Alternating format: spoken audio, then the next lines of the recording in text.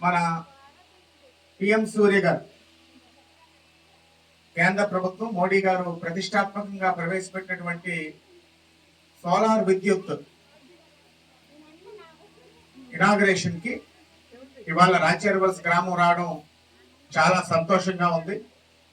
200 చదరపు అడుగులు స్థలంలో ప్రభుత్వం ఉచితంగా రూపాయి ఖర్చు లేకుండా సోలార్ ప్యానెల్ బోర్డు 2 కిలోవాట్ల ప్యానెల్ బోర్డుని ఏర్పాటు చేసి మీకు అందరికీ కూడా 200 రూపాయలు అద్దె కూడా తిరిగి చెల్లించే పరిస్థితి.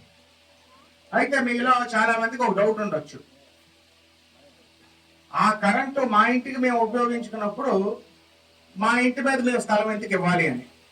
ఈ కరెంటు గ్రిడ్కి వెళ్ళినా మళ్ళీ తిరిగి మనకు న్యాయమైనటువంటి మంచి కరెంటు పవర్ కట్ లేకుండా ఇవ్వడానికి దోహదపడుతుంది.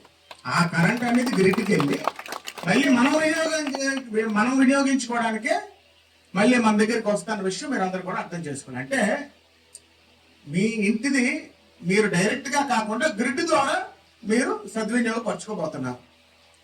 అది మీరు అర్థం చేసుకొని తప్పకుండా ఇంకెవరు ఏ లబ్ధిదారులు ఉన్నా స్థలం ఇంటి మీద స్థలం ఉండి వీలుగా ఉన్న వాళ్ళు ముందుకు రావాలని కోరుకుంటాను.